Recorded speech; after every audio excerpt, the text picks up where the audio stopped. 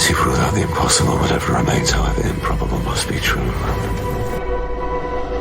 And it is not a question of a little occultism or a touch of mysticism, Mr. Denton. It is vampires with a host of damned souls at Penapaz. I am thy father's spirit, doomed for a certain term to walk the night. Here, the old gods aren't dead.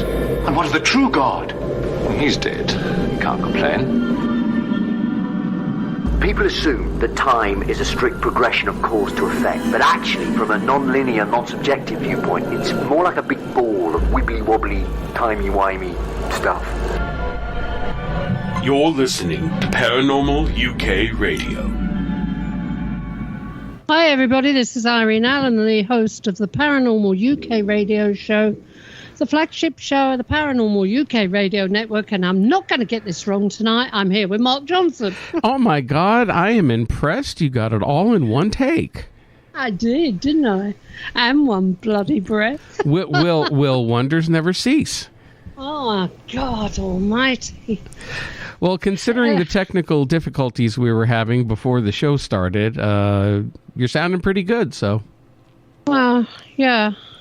You may lose me, but I apologize if that happens in advance. Well, hopefully not. You're not having any big storms over there again, are you? No. Well, thank goodness.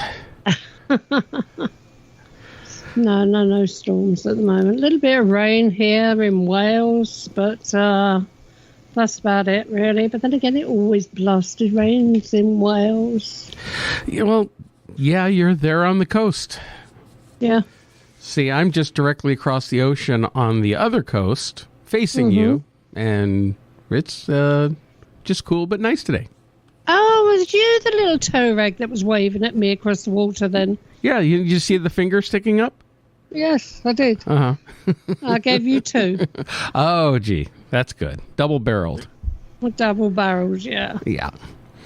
Okay. Well, I think we're going to go ahead and get right into the show tonight. Got a excellent guest for us tonight, and I'm really interested to talk to this gentleman about his background and what he works with. Our guest is Jerry Sargeant, who's known as the Facilitator, and he's the founder of Star Magic Healing. He's a powerful healer, motivational speaker, international best-selling author, and renowned for transforming thousands of people's mental, emotional, physical, and spiritual lives. His remarkable abilities enable him to access deep into people's energetic and holographic blueprint to facilitate healing. So, Jerry, we wanted to welcome you to the program. Thanks for having me, Mark. Irene, it's a pleasure to be here. Jerry, the Facilitator. That sounds like somebody I work with. And who's that? Never mind. her shady past. Yeah. So Jerry, I was actually reading some of your book last night, Healing with Light Frequencies, the Transformative Power of Star Magic, and I was reading a little bit about your background, and I was wondering if you can just tell us, just to start off the show, a little bit about yourself, and how you came to become a healer and start on this path. Yeah, of course. I'll give you the machine gun version, as short as possible. I understand that. I mean, I now travel the world and train people to heal with this frequency we call star magic. So we've trained thousands of people in over 40 countries, and we're empowering so many souls on planet Earth. But my life before that was very, very different. And I used to be a criminal. I used to smuggle drugs for a living. I was involved in lots of high-level bank fraud, smuggling other commodities. And I had a big kind of massive life shift. I mean, as a kid, I was fostered, adopted, drink, drugs, all that sort of stuff. And life kind of spiraled out of control like loads of teenagers. And I ended up working for this high-profile criminal organization in Tenerife in the Canary Islands. And I was there from sort of, I think about 18, 19 years old. through to 25, 26-ish. And in 2005, I had a few encounters that changed my life. One was a car crash. One was an introduction to my first spiritual teacher. I met a reptilian in human form. A number of just different things happened. I mean, the car crash, I suppose, was the main pivotal thing. I was with my ex-wife and children, and we were traveling to Bucharest Airport in Romania early in the morning. And I woke up. I was asleep in the passenger seat. I woke up. There was a massive crash and bang, and there's like glass and wind in the taxi, and it was swaying from side to side. And I remember thinking to myself, boy, we're in a bad accident. We're either going to hit the oncoming traffic or the car's going to flip over. And then all of a sudden we came to a stop, and it was just getting daylight. There was no cars on the road, and I thought, this is a bit weird. Like, where's all the cars? What did we hit? I looked at the taxi driver. He looked petrified. I looked in the back. Hilaire, our daughter, was underneath the driver's seat. There was no seatbelts in the cab, and Laura had Josh, our son, in her arms, and both their mouths were full of glass. And I looked in front of me, and there was a big hole in the windscreen, and there was blood dripping down my face, but I wasn't bleeding. So I got out of the car, and I looked about 30 meters back up the road, and there was two ladies on the side of the road, and one of them had her ankles cut clean off. And the other one was physically okay. About another 150 meters up the road was what looked like a dead body. And I wasn't sure at the time. And what had actually happened is three ladies were crossing the road. The first one got hit clean on by the cab. She came through the windscreen, smacked me in the face, got sucked back and flipped over the car and died. The second one had her ankles cut off. And the third one was physically okay. I checked on the kids, checked on my ex-missus, and they were all okay. And I was walking up to the two ladies, and a guy had come out from a nearby factory, and he was on the phone. I thought, he must have called emergency services. What can I do? Like, her ankles are on the floor. The other lady's screaming and crying. I was just fixated on this lump in the road, and I got closer and closer to it. I walked up to it, got within about 10 meters, and I see this energy hovering over a body, and I'd never seen anything like it. I now know it's her soul, but I didn't know anything about this stuff at that time. And I'm shaking my head, like trying to get this thing out of my head, but it wasn't like I was seeing it with my mind's eye. I was seeing it with my physical eyes. Anyway, I was shaking my head, like just hoping it would go in a way, and just, is this real? I got closer and closer to the body, and the energy kind of fizzled off into the ether, into the distance, and disappeared. And by that time, I'm looking down right over the lady's body, and her legs are wrapped up over her head. She's completely mangled, and it was like someone had taken an old car to the scrap heap, and whatever was inside the body had no use for it anymore. It just, boom, it had gone on its merry way, no love lost. And I looked up to the skies, and I remember saying thank you, and I felt really grateful. And I remember thinking to myself, I really want a whiskey and a cigarette, and I don't drink whiskey and don't smoke cigarettes. Yeah, it felt like a time to celebrate, and I didn't feel sad or upset or anything. It was like I was just felt really blessed to have had this experience, and it was like the universe smacking me around the face and saying, "Come on, Jerry, wake up, man. We're so much more than these physical bodies. We're atoms and molecules. We're energy, So this experience happened, and this kind of woke me up, and then from that point onwards, loads of things happened. My ex-wife had a headache. I saw it in her head. It was green. I grabbed it and pulled it out. Lots of other experiences happened, like healing experiences. We ended up moving to New Zealand. A friend of mine had a car accident. Her partner phoned up and asked if I could help, and she was in hospital, like really smashed up. And the doctors had said, "You're probably never going to walk again. You'll be in hospital for at least a year." And I was thinking, well, how am I going to help you? I'm in New Zealand. You're in England. But my intuition said, get some crystals, put them on your energy centers, and lie on the bed. So I did that. And then I was suddenly inside a hospital room, and all this light started pouring out of my hands. So I started putting her body back together. And I did this every day for a couple of weeks. And she walked out of hospital with a Zimmer frame in 12 weeks. And the doctors were like flabbergasted. They couldn't believe it. And I was thinking to myself, did I actually do something here? Didn't I? Is this my crazy imagination? But when she came out of hospital, she phoned me up and she said, Jerry, I woke up one night, looked to the side of my bed and said, what are you doing here? And she saw me in a hospital room, and I was like, what? You saw me there? I was in a different country, you know? And like this kind of woke me up even more, made me realize that, you know, what is going on in our imagination is actually real somewhere in the quantum field. And then I met an old fella. He taught me how to meditate. We became really good friends. He had a pyramid in his garden. I had so many experiences in there. One day I'm meditating and my feet turned to balls of fire. Jesus turns up and stands in front of me and said, you know, you can walk anywhere you want to go in your life. Just don't be scared. And I said, okay. And then he turns and these stairs appear in the garden. He walks up, he walks through them, through a door, and he's in the Last Supper. I follow him up and go through the door, and I'm there, and I'm Matthew in the Last Supper. And again, I'm thinking, what is going Jerry, on? Jerry, Yeah. this vision was in your meditation, yeah? So I'm there meditating with my eyes open. Yeah. And he appears before me. Like he didn't appear in my mind's eye. He was there in the garden in his astral body. I see. Okay. So I've brought my light out of my body and I followed him up the stairs and in through the door, because when I had the car crash around that sort of time, I ended up meeting my first spiritual teacher. She worked for Scotland Yard in the psychic division, and she used to regress me into past lives 2 or 3 times a week. She taught me how to remote view, how to travel multidimensionally, how to bring my light out of my body, all these different things. So I was kind of equipped for this situation. And so I had that experience. I'm sat there around the table, everyone's eating like food and stuff, and I look out the window and there's a massive spacecraft, and they were showing me that extraterrestrials have been around for a long time.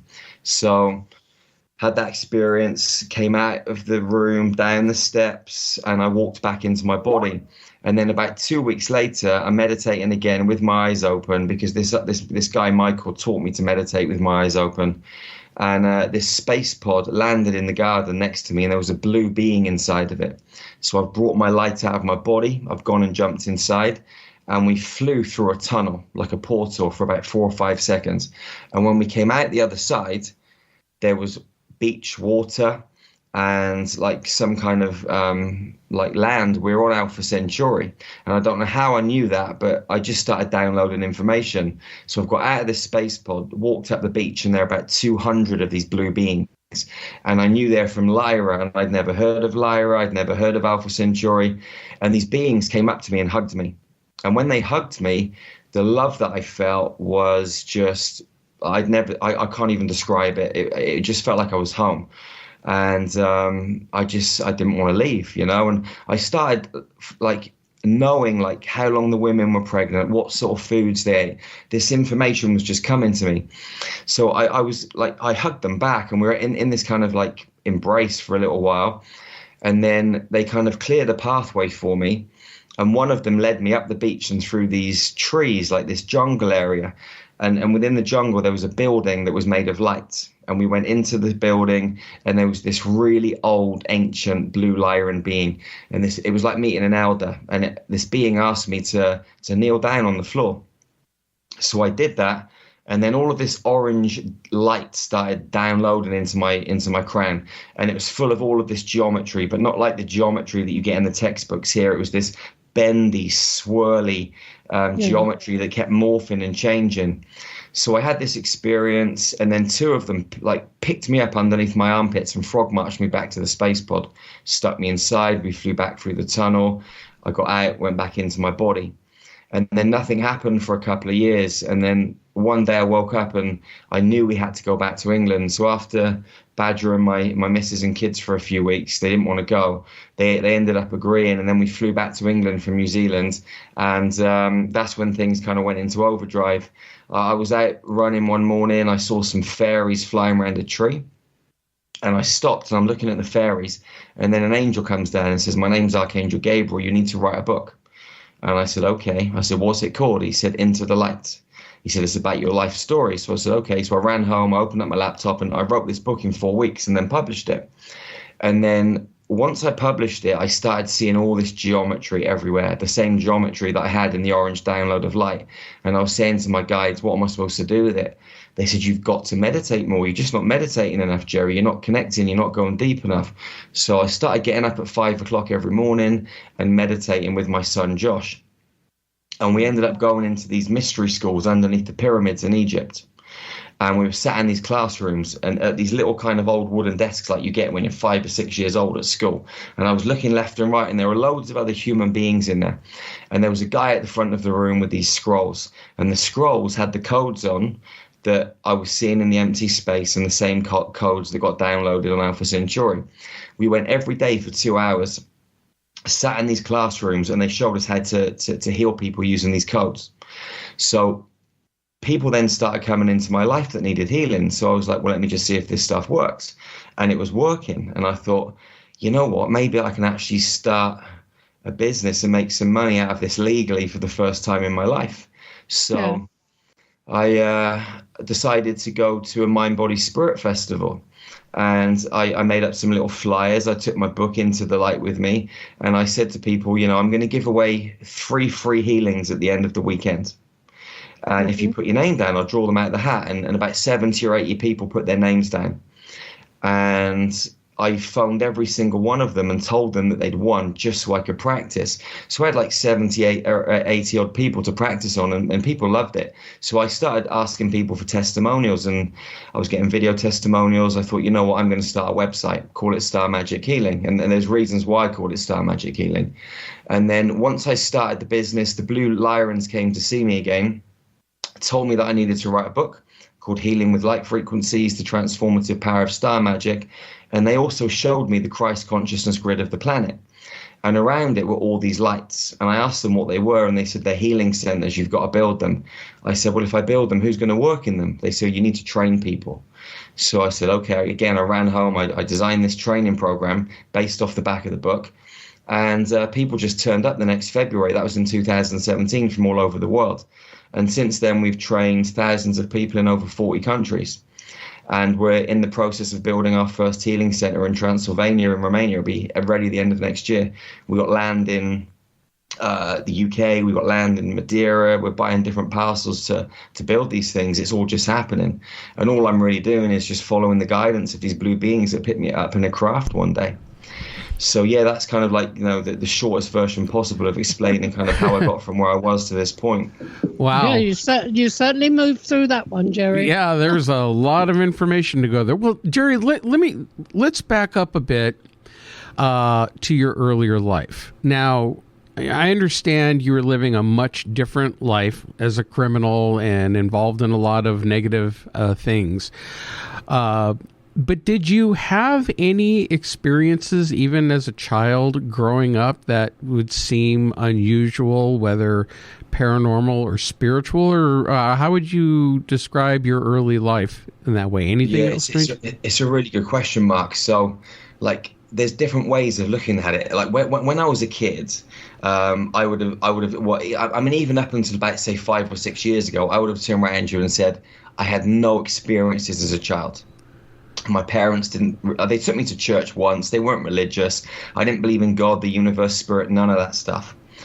But I used to wake up in the nighttime screaming regularly, and I'd be climbing the walls like something was trying to get me, and I was scared, like screaming.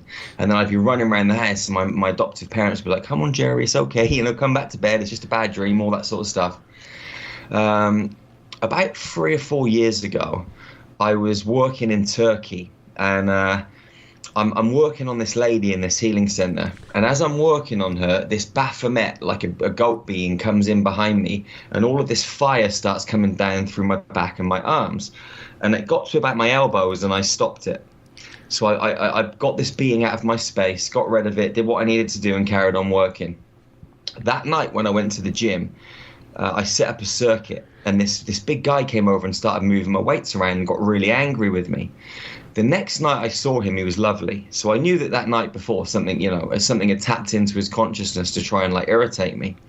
Now, that night that he tried to irritate me, I went into the sauna after I'd trained, and I'm sat there in the sauna, in my shorts, no one else is in there, and I look out like through the little wooden door in the glass hole, and there's these three beings looking at me. One had the head of a Tyrannosaurus Rex, one had like a lizard head, and one was a little bit different, kind of sort of like reptilian-ish, but a bit different. And they're staring at me, and I'm thinking, what is going on? And they're looking at me, then they just disappeared. I got out the sauna, and I was kind of sort of, you know, when you've been in the hot and the heat, you're a little bit kind of drowsy and woozy, and I'm sort of drifting a little bit, just sat there. And I started getting flashbacks of my childhood and different things that happened. And I realized that when I was having my bad dreams and stuff, they weren't dreams. I was being taken on a craft with these extraterrestrials. And I also knew that I had to speak to my real mum. And I actually found her when I was 25 years old, and we had a crazy relationship. And she's really psychic and spiritual. And anyway, I knew I had to get hold of her. So anyway, I phoned her when I came out of the gym. I said, listen, I don't know what you can tell me, but I need to know everything you can possibly tell me about my birth. So anyway, she told me that when she got pregnant with me, she didn't tell her parents. She went from Birmingham in the UK down to Cheltenham, where I was born, and went into a home for women that were pregnant out of wedlock, because it was frowned upon back then. And she stayed in there till it was time to give birth to me.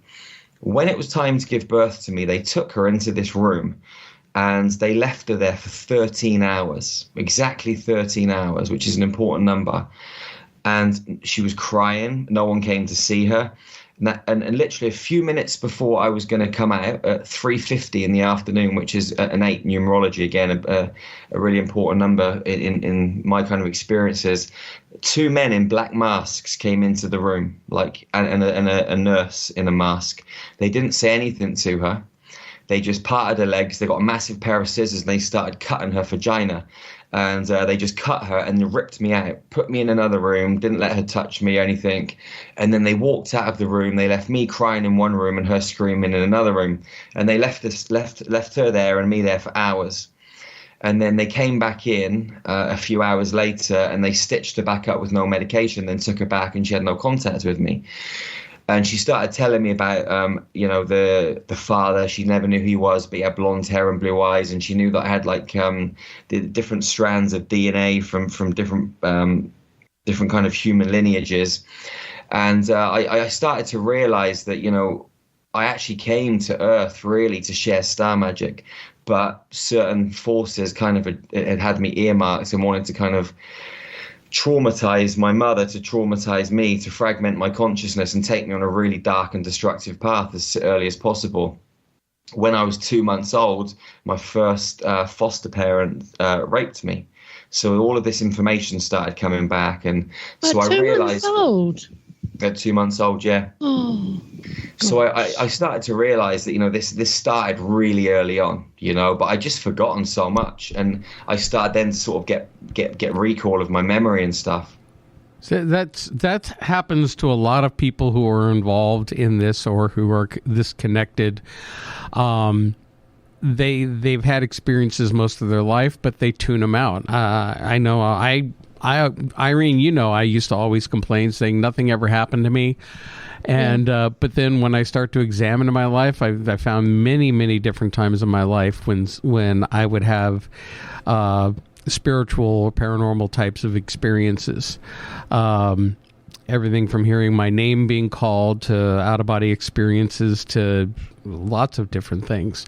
So it's usually, and especially those people we've talked to in the past who are what we would call experiencers of, I hate using the term aliens, but, as Whitley Strieber calls them, the visitors or whatever, however you want to refer to them, these other entities, off-world entities, interacting with us. I call them. You've called them other names, too. She gets bothered by them occasionally. She tells them to F off. Literally. Yeah. So it's usually people have had experiences most of their life, and then there's just that turning point like your car crash. I mentioned Whitley Strieber before when he had his experiences in his cabin in '85. He thought that was the first time until his memories all started flooding back, going all the way back to childhood. So yeah, it's people are born into this world differently and are set up for having these experiences, and then till they're ready to be switched on fully. Absolutely. Now, what else? There was something here specifically I wanted to. So one of the things that I'm really interested in now, as I was reading some of your book, it said you studied at some Egyptian mystery schools. Yeah, that's what that was. That was through meditation. That's when I was getting up and with my son, and we were going into these classrooms. We were going down these corridors, ended up in these classrooms, and that's where they showed us how to heal using the codes. Mm-hmm. Now, why do you specifically refer to it as star magic? Well, when we were in the mystery schools, they showed us these symbols which meant healing magic, and that's where the magic part of it came from. And since then, like, there's so many other reasons why if I didn't know them at that time, I would have called it magic anyway, you know. But the star part came because, you know, the Lyrans took me to space, and I you know, as I've kind of been on this journey, I've realized that we all came from the stars. You know, we're you know, angelic humans here, and, you know, we have so much potential, you know, inside our DNA, but it's just been manipulated, and we're much lesser of a race than we used to be. We used to have our kind of 12-strand blueprint in full operation, and things like telekinesis and teleportation and traveling in our Merkaba and healing at distance were all just second nature. And what we're actually doing right now on planet Earth is reigniting and reawakening that divine potential that we've always carried from source, from the stars, through multiple lineages and experiences as souls and lights on different planets as well as Earth. And you know, the codes that we're bringing through star magic are healing us and enabling us to kind of wake up that dormant potential, so we can become fully fledged star beings again. So what was your reaction when you started doing these meditations and then you started having interactions with angels, with Jesus, or these other beings? I mean, how did you feel afterwards? Were you shocked and surprised, or were you more accepting at that point in your life? Well, the thing is with me, I'm like a dog with a bone. Yeah, if I find out something and I get like some confirmation, then I'm like, right, I need to know everything about this. And one of the things that kind of started really early on, around the same time as the car crash, was my ex-Mrs. Laura. She had this experience. I was sat there watching TV one night, and she came downstairs and she said, Jerry, I keep seeing all these dark images and hearing all these dark voices. And I said, okay, what do you want to do about it? You know, in my mind, I'm thinking, this is a little bit weird, but what do you want to do about it? You know, you're my wife, I love you, like, you know, what do you want to do? So she phoned her friend that was a priest, and this lady comes around the house and she's putting crosses up, she's dousing the house and all this stuff, and I'm thinking, man, this is like something out of the Poltergeist, this is weird. But anyway, she does all her stuff, she calms Laura down, Laura goes to bed. The next day, I go to see my friend, and I said, listen, I you know, what do you make of this thing that happened last night? So I told him what happened, and he said, you've got to speak to this lady. So this was when I met my first spiritual teacher. He gave me the name and telephone number of this lady. I phoned her up. She didn't answer, but she called me back a little while later. And she said to me, what's been going on? And I said, well, you know, this happened last night, blah, blah, blah. She said, where do you live? And I said, 316 Richmond Road. And I didn't give her any other part of the address. She said, hold on a minute. And the phone went quiet. So I'm waiting, and I'm expecting, you know, something. And she said, have you been knocking some walls down in your house? And I said, well, we rent the property, but the previous owners have definitely built an extension. She said, yeah, you got an angry old man in the house. I said, what? She said, yeah, you got an angry old man. I said, okay, well, let's say there is an angry old man. You know, what are we going to do about it? She said, oh, I'll get rid of him for you. I said, brilliant. When can you come round? She said, oh, I don't need to do that. I can do it from here. I thought, this is just getting stranger and stranger. So we finished up the conversation. I go home and I speak to my missus and I said, listen, you know, I know I didn't tell you I was going to do this, but I spoke to this lady about what happened last night. And she reckons there's an angry old man in the house. And Laura turned around to me and said, yeah, I know, I've seen him, Jerry. So I was like, right, you've seen him, this lady that you've never spoken to, you've got no common friends, you could never possibly have communicated. There must be an element of truth to this. So then I phoned her back up and said, listen, I need to come and see you. I don't know what you do, but I got to find out everything about what is going on. So I went up to see her, and she regressed me into a past life, and I had this amazing experience. And I was hooked on it. I started going back 2 or 3 times a week for years, and she's taught me so much stuff. And I just was having confirmation after confirmation after confirmation. So I was really brought into it. You know, when I saw the lady's soul hovering above her body, all of these different things, and you know, when I pulled the headache out of my wife's head, and she got up off the bed, and you know, I've had so many of these kind of experiences that just are confirmations that something is beyond this physical world. And then the meditation stuff came a little bit later. I started meeting the angels and fairies and extraterrestrial beings, and I didn't ever think to myself, this is strange, this is weird. I was just like, I need to find out more. What else is there to know? I just wanted to know everything. The hardest part for me was telling all my mates were criminals, and they were thinking, Jerry's a nutter, he's gone crazy, you know, we should put him in a straitjacket, like, you know, put him in an asylum. I'm talking about angels and fairies, and to these guys it's so foreign, and even to me it was kind of foreign, but I knew that it was true. So there was never a doubt in my mind with anything. It was coming out into the public light and going on this journey like fully fledged, and I resisted it for so long, but the universe just kept beating me up until I kind of surrendered. And then I'm glad that I did in the end. It was the best decision I ever made. It's definitely a fantastic journey when you go through these types of things and have these experiences.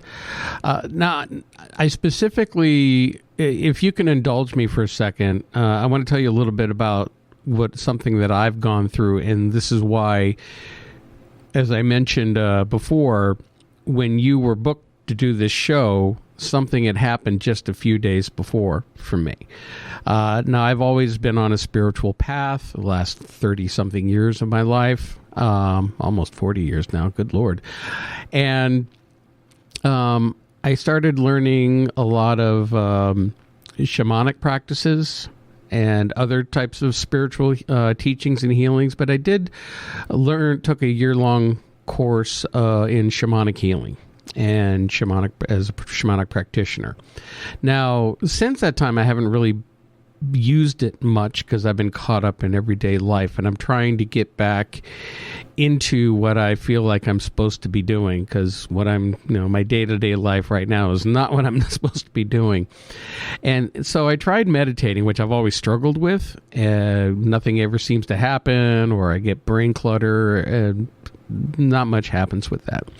But just a few weeks ago, I sat down, I closed my eyes, and I tried asking questions out loud. And one of the things I asked was, what was I supposed to be working on? What am I supposed to be doing? And all of a sudden, the words star medicine popped into my head. That took me by surprise. I had never heard of that term before. And being that I worked on the shamanic side of things, medicine, of course, in Native American culture, it's the same thing. It's energy. It could be likened to magic. And then I got the email about you coming on as a possible guest, and I read your background and I read the book, and I'm going, this really struck a chord with me. And that's why I started reading some of the book last night, and the words that I was reading and what you were saying were really hitting me. I mean, some terminology is different, but for the most part, I felt like what you were saying was spot on. So again, this is something that really resonates with me, especially with the type of energy healing that you're doing, like when you reached into your wife's head, pulled out. I've worked with something like that before, or sending the healing remotely, and that's something that's really important. I think a lot of people need to understand when they think that they're dealing with somebody who's a psychic or a healer. They feel like that they have to be there in the room with that person in order to have the stronger connection, and that's not true, because, distance doesn't matter, or time and space doesn't matter, because most of it is an illusion anyway. Everything is happening all at once. Time is happening all at once. Distance doesn't matter. Irene, who has worked with some people before, has worked with people in different countries remotely. I think the farthest away from the UK, she was helping somebody in New Zealand, which was the opposite, I think, of what you just did. So you definitely don't need to be with the person in order to facilitate that healing once you are connected and letting that energy work through you. Yeah, I think that's really important, Mark, because it opens everything up. People limit themselves by thinking they have to be in the room, we train people, so we have a full academy. We take people through 4 levels of training, and the idea is they're going to come and work in our healing centers at some point and basically do what I do. But, during the process, we really emphasize that it's about healing at distance, because, if someone wants to start a business doing this stuff, they've got a global marketplace, and they can work from the comfort of their own home. They can decide their own working hours, and everything is available. And like you say, in the quantum field, time, distance, and measurement, they don't exist. And for those of people that don't really know too much about healing, we use something called quantum entanglement, which means, if I'm going to work on Mark, I could bring up a hologram of Mark. Now, a hologram of Mark could be anything. It could be just an empty white light body that I'm just visualizing in the space, or I could use a teddy bear, or I could use a cup or a glass. I could get any object that I wanted to and entangle that with Mark just by saying, this is the hologram of Mark Johnson. And, by setting that intention, whatever I'm using as the hologram becomes Mark, and whatever I do to the hologram actually happens to Mark in real time, because consciousness travels at the speed of light squared, which is 34.7 billion miles per second. So everything's happening so quickly. So it opens you up to the whole world. And the thing is as well, which is really important, everybody can do this. People think, well, I haven't got any gifts and I'm not psychic, and, I can't really see with my third eye. I know from training thousands of people from all walks of life that everyone can do it. And if me, just, some drug smuggling, criminal, if I can work out how to do this stuff, anyone can do it. So, don't be sitting there thinking, you guys have got gifts and blah, blah, blah. No, this potential is inside every human being on the planet. You've just got to decide that you want to access this potential, and you will be able to. And you said something really important earlier about asking questions. And this is something we really emphasize in our training. Like, if you ask good questions, you get good answers. A lot of people, they might get a glimpse of some information, in the quantum field. It could be some color or a shape, or they might feel something or get some subtle energies moving around in their space, and they just kind of dismiss it. But what is really important, whatever it is that you kind of experience, you ask a question about it. So let's say you saw, a blue cube. You'd say, okay, well, how can I use this blue cube to help me facilitate the healing of Mark Johnson or whoever I'm working on? And then the universe will give you another piece of the equation. And it's like a puzzle. It's like a game. You start to put it together. So by asking good questions, you get good answers. And you're like a police inspector trying to solve a crime. You go into the healing space, you open your heart, you bring up the hologram, and you ask good questions, and you just get pieces of the puzzle, and you just play. And that's what star magic is. It's really like a game. It's not a system. There's no systematic approach whatsoever. It's literally like a game, and you just have fun every single time you go into a healing session. So, how long now have you been working with the star magic healing? Well, we started the business in 2016. I had my first healing experience with my wife, which was back in 2006, 2007, something like that. And then lots of different experiences, during that kind of experience with my ex-wife all the way through to 2016. So I've been playing around with it, but it's only really, I'll tell you when I've kind of, got the most information is actually when we've done the trainings for other people. When you're delivering the information, that's when the stuff really comes through. And, we've delivered a lot of trainings, and every single training is different. Like each time more knowledge comes, more wisdom comes, more information.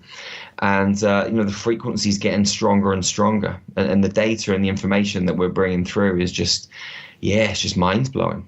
And I think what's also important is like, I'm not a teacher, I'm not a guru, and we always stress this because there's actually nothing I can teach you or anyone else. But what I can do is help you remember what is already inside of you, because this isn't new knowledge. This is ancient knowledge that we're just remembering, and it's in our DNA. And all we're doing is bringing through light and sound codes, vibrational frequencies to help awaken that dormant knowledge and wisdom.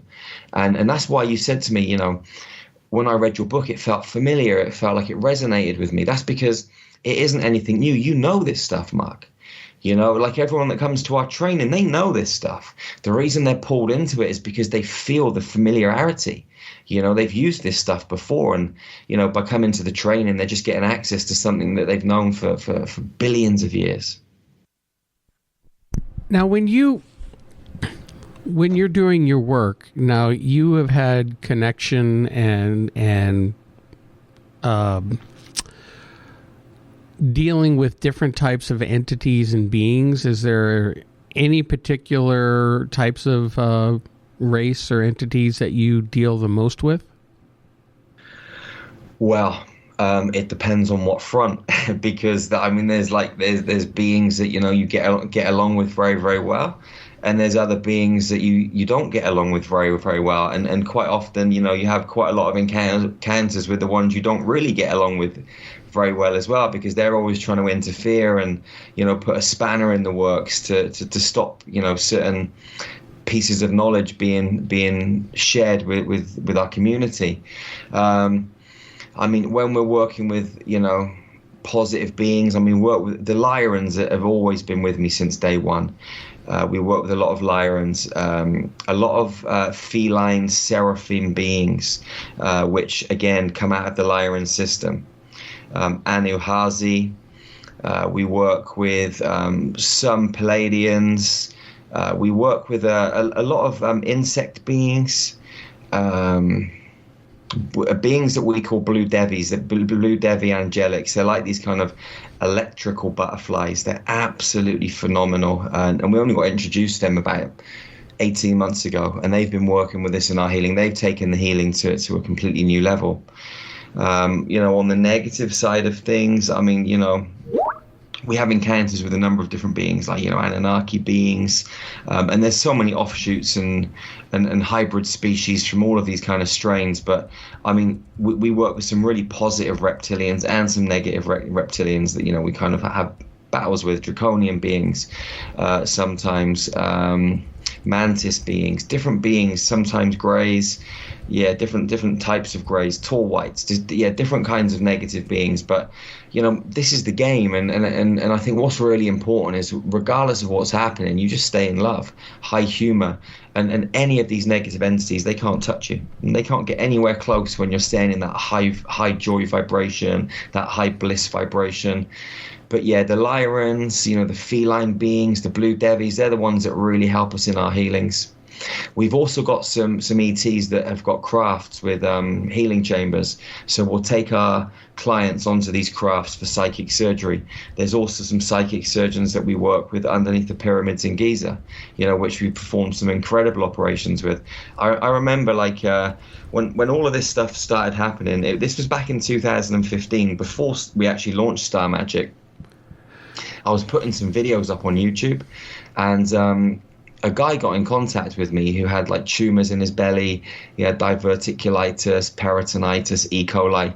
Like the doctors had said to him, you know, you'll be lucky to make it through the next 24 hours. And if you do, we're going to have to cut away 10 feet of your intestines and put a colostomy bag in. Anyway, he got in contact with me through YouTube, and it was on Boxing Day. And anyway, like a day later, 2 days later, we did a healing. He made it through the 24 hours. The doctors pumped him full of drugs, you know, helped him live. And he came out of hospital and they said, you know, listen, February, you're coming in for an operation. So anyway, we did 2 healing sessions. And the first one, like this is his words. And you can go to the website and you can actually, you can watch the video. And in the video, he shows you the scar across his stomach that was left after a distance healing session. It's pretty cool. So he went into the healing session, and he said these 2 big shafts of light came down by the side of his bed. Now, he was in one part of England, and I was in another part of England. We were nowhere near each other. And then he said a unicorn came and kissed him on his nose. And then the next thing, he's in this building, like made of some kind of concrete, and there's all of these surgeons around him, and I was there. And his words are, he felt my hands go into his stomach where the major pain was. But actually it wasn't. I was just watching the surgeons do the work. And they had these crystal light rods. And they were cutting his stomach open and taking the tumors out. And then doing some other stuff with his body to remove the E. coli and the stuff in his blood. Anyway, this experience happened. And when he woke up, he looked down and there was a scar several inches going straight across his belly, and he took a photo, and you can see on the video. He went back to the doctors a few days later, and they said they did some tests, and they said, you know, the tumors have gone. Where have the tumors gone?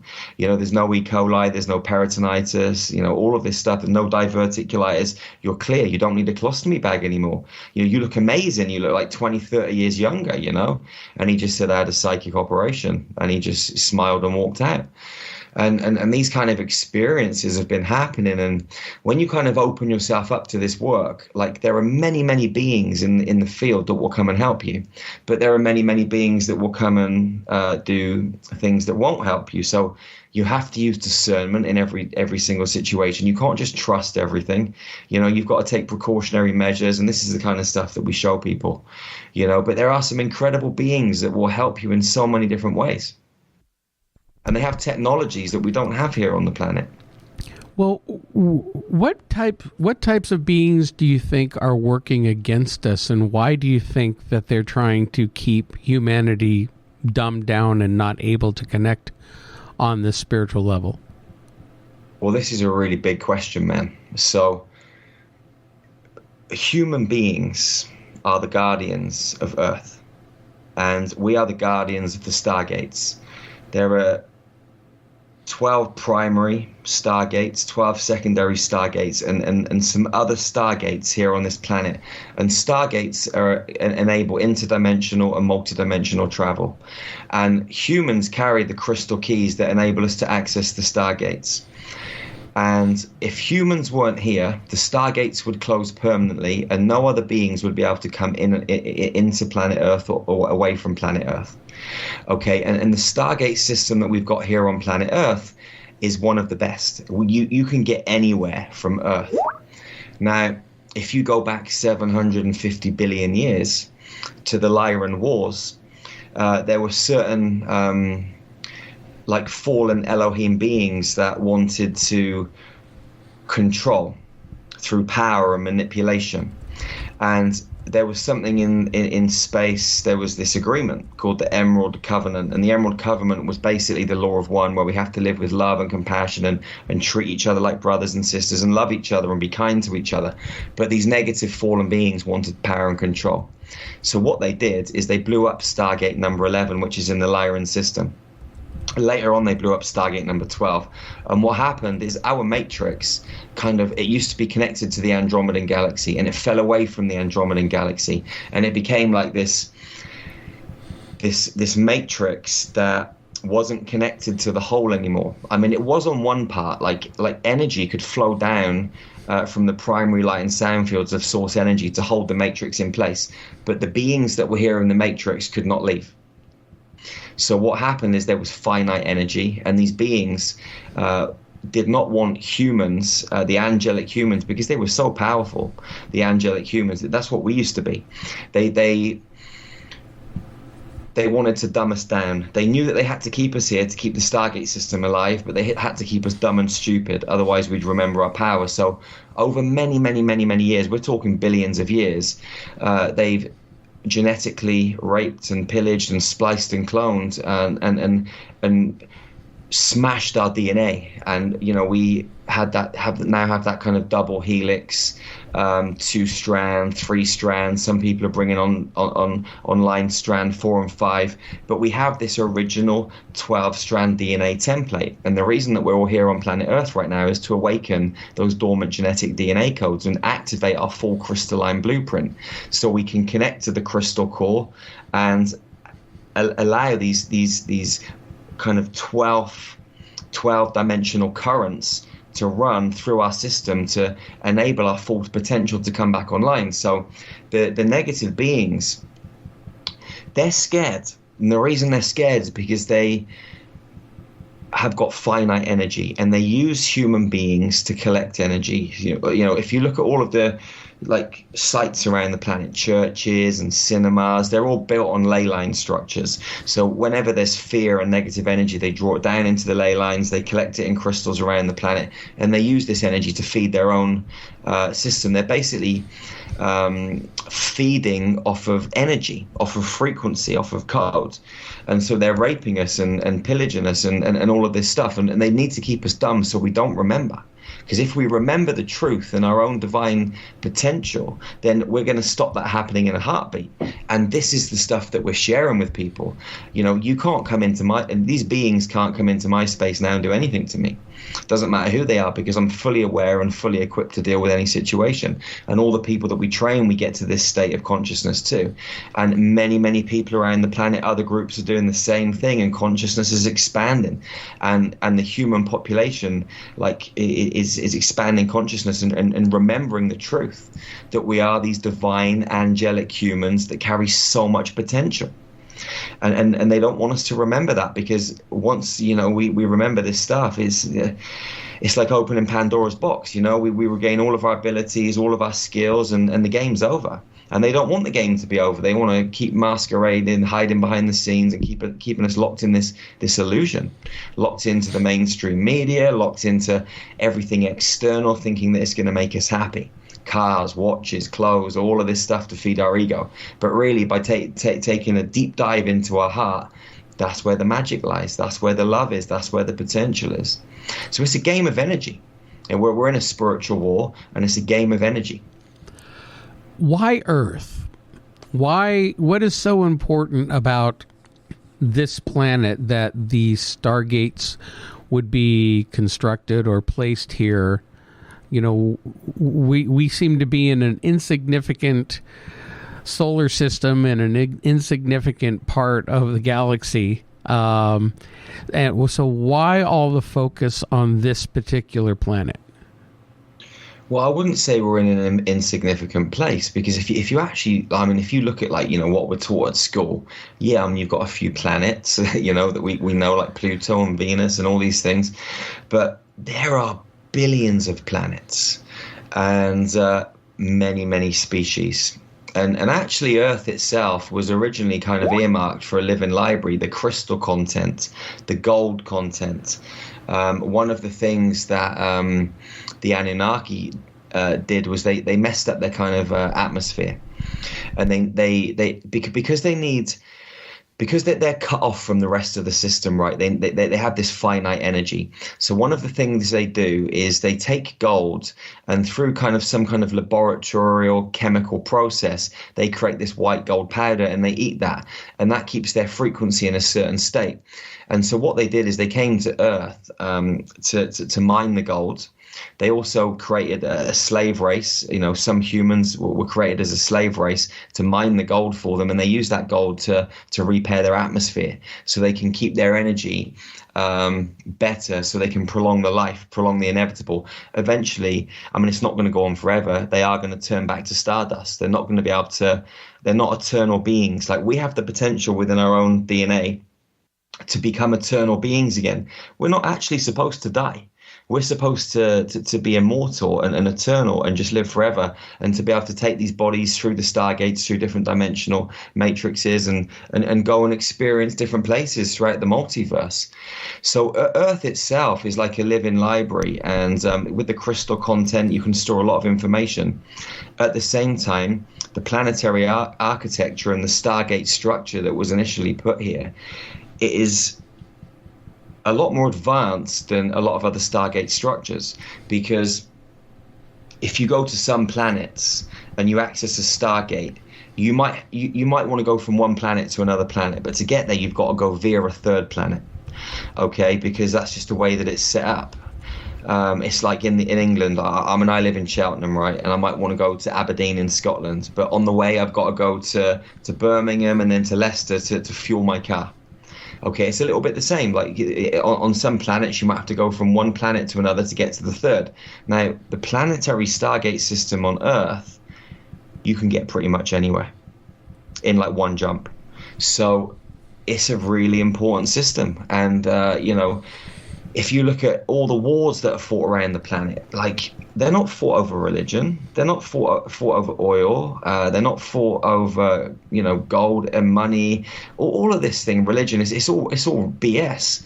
The reason that the wars are fought is over control of the planetary architecture, the Stargate. Like Stargate number 10, for example, is in Iraq. You've got Stargates in Iran. You've got Stargates in a lot of war-torn places, and this is the battle for the Stargates, control of them. I had always heard rumors that was the real reason the U.S. went into Iraq back then, was because of they wanted to have control of a Stargate that was supposedly in Iraq. But these Stargates that are around the planet, are people in these locations generally aware of them, or are they hidden in some areas, or just they're sitting in plain sight and we just don't know, we don't look at them twice because we have no idea what they are. They look like natural formations. Well, a bit of everything, really. Like the primary Stargates, most of them have got military bases around them and they're underground. You've got some Stargates, they're out in the ocean, underneath the sea. You've got smaller Stargates that are there, but people just kind of walk through them, and unless your body is switched on and tuned in to the right vibration, and your DNA is activated, you're never going to be compatible with the Stargate itself, so you're never actually going to be able to kind of travel anywhere. So you might walk through the same space as a Stargate and not even recognize it. As you kind of activate your DNA and raise your vibration and become more aware, you'll start to sense these things as you're moving around the planet. You go to some of these kind of high energy zones and you can feel the vortexes and the portals that are around. The other thing is, if your DNA and your body isn't switched on correctly, your mathematics aren't realigned, your inner geometry, you might try and go through a Stargate and you might just explode into stardust. That's the other thing that can happen. The other thing is, not all the Stargates are open. They're not open all the time. They open and close, and they've been closed for a long time on planet Earth, but we're coming into a time cycle now where the Stargates are starting to open again, and that's why everything's really heating up on the planet. Like this war that's happening on planet Earth right now. I mean, just take Russia and Ukraine. This is just a war that's been continuing from space. The wars that started 750 billion years ago are still being played out, not just on planet Earth, but on other planets too. We're not the only planet where they're trying to control. There's many others too. But we're here on Earth, and we're here for these kind of not end times, but new birthing times to help humanity remember and to take control of our own beloved planet again. Mother Earth is our home, and we're here to work with her to help her ascend, and for us to ascend too as humans, and for us to get out of this kind of matrix, because the only way out of this prison matrix is to go through the Stargate structure. There's a certain way that you've got to go through, and there's certain places around the planet that you can access this, but you have to get your frequency right and your DNA right to be able to do that. Really fascinating stuff. Now, when you do speaking and motivational speaking, like you use have a platform that you use to that you talk to people on? I mean, we're putting videos up on YouTube and Instagram and that sort of thing all the time. All of our social media sites, which you can access through starmagichealing.com.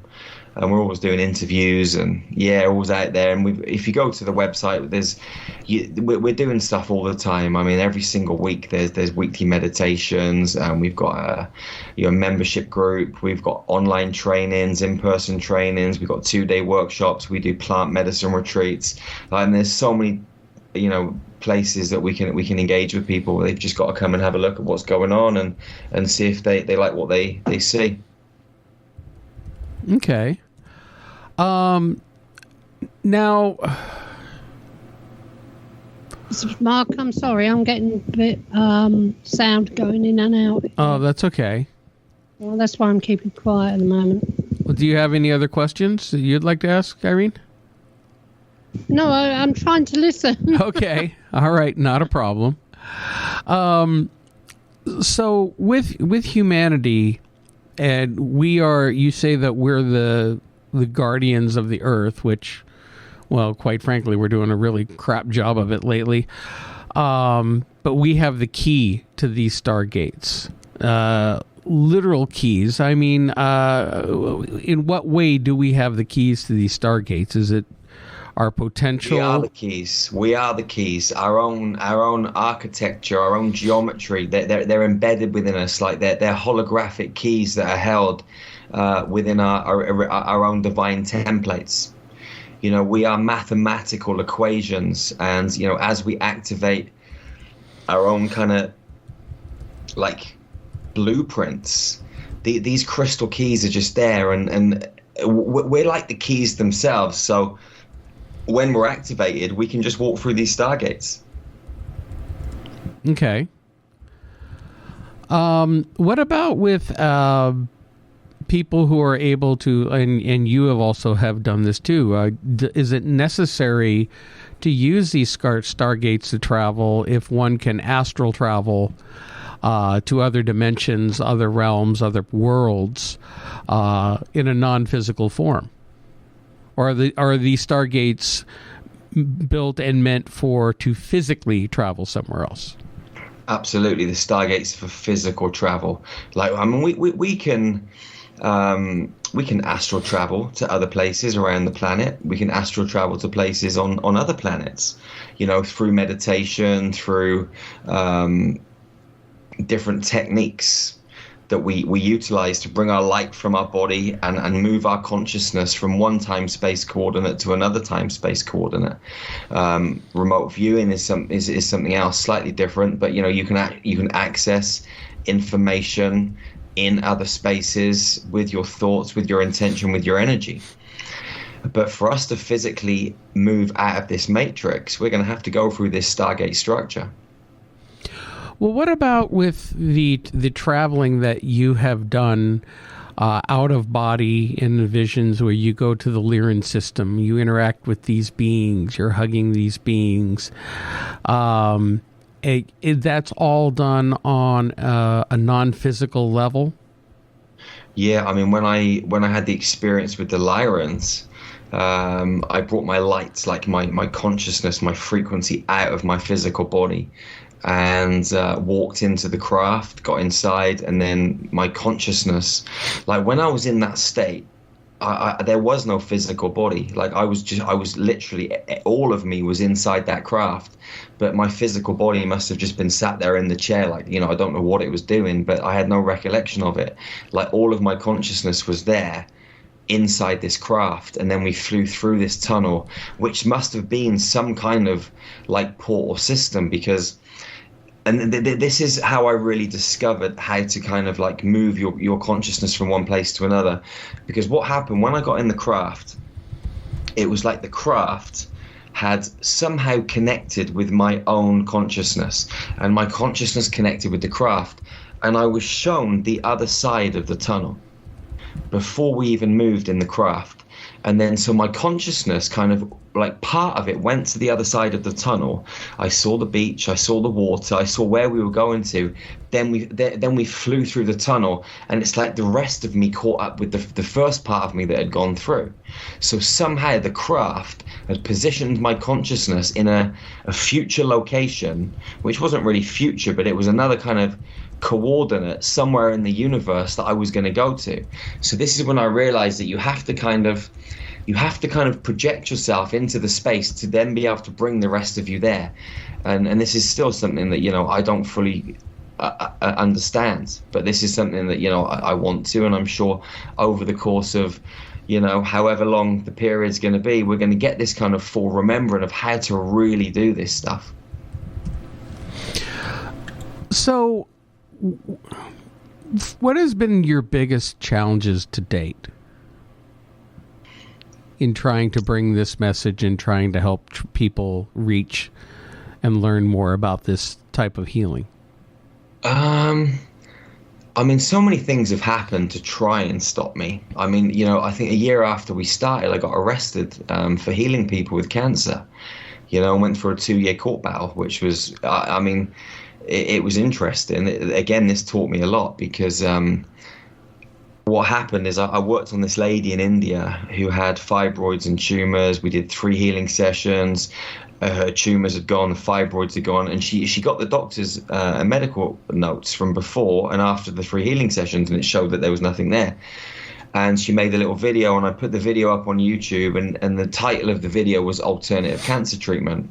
And then I got arrested for under the Cancer Act of 1939, because apparently you can't use the word treatment and cancer or cancer and heal in the same sentence.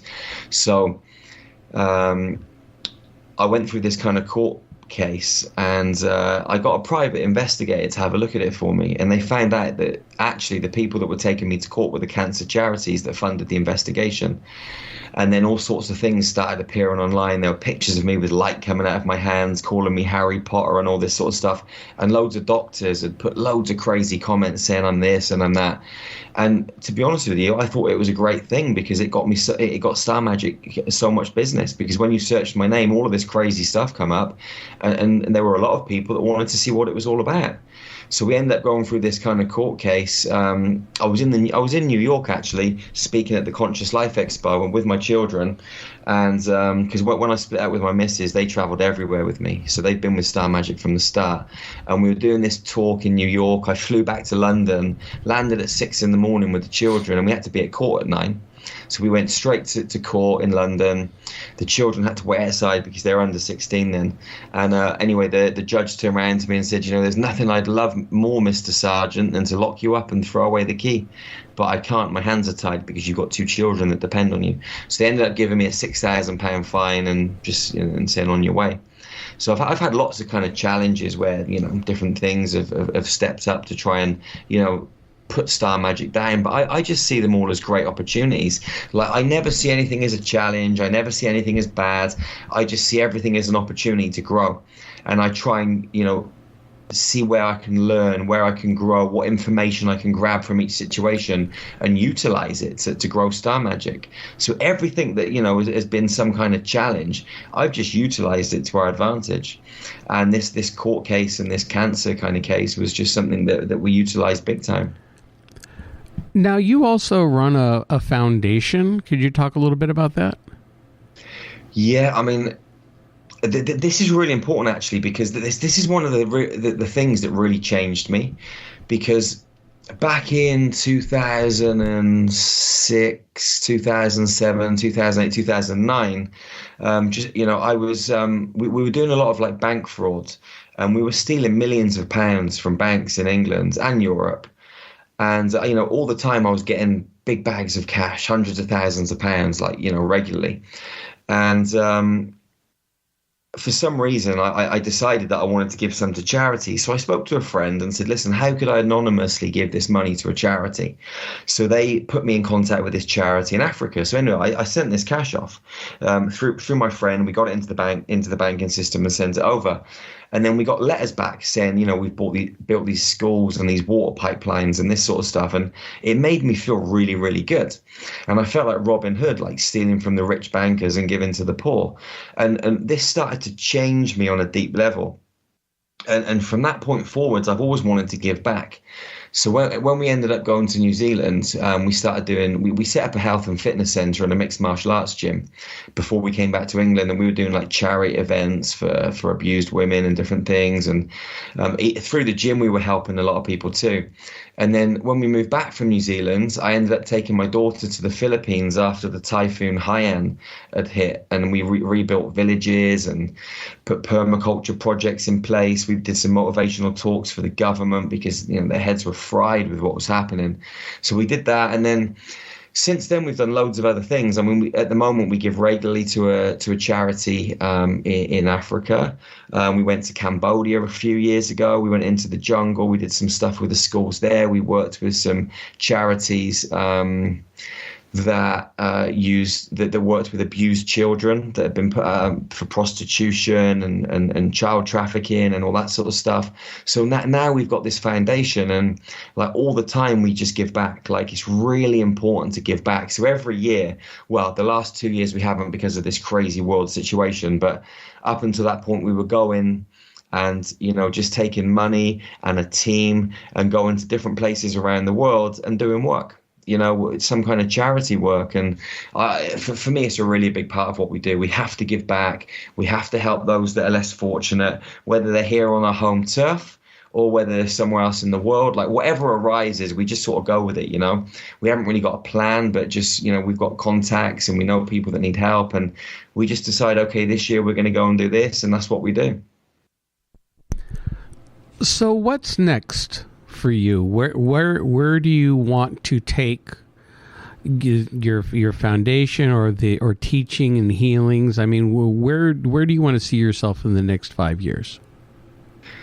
Well, at the moment, we're working with architects designing our first healing center. We're going to break ground next March. So by the end of next year, start of the year after, we should have finished our first healing centre in Transylvania. And then I want to build the one in the UK, then Madeira, and just keep rolling them out around these specific grid points around the planet. And just create this incredible infrastructure where we can harness these off-planet frequencies and bring them to Earth through these geometrically aligned buildings on a great big scale and expand consciousness really, really fast. The other thing that we're doing this year is we're launching an online hospital. So all of the facilitators and healers that we've trained, we're going to provide an online hospital for them to work out of. So they're literally going to be like doctors online, helping people with different issues. There'll be doctors, there'll be consultants, people will be coming in for checkups, just like a normal hospital. And this is going to be massive. So we're launching that this year. The foundation, you know, we just want to grow it. You know, as we make more money, we'll put more money into it, and the foundation will grow as Star Magic grows. Yeah, I mean, we're always looking for investors to help us with the build out of these healing centers.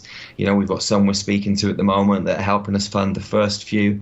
And yeah, if anyone's out there that's interested in doing something really good for the planet, then get involved. But the aim is just to help as many humans as possible.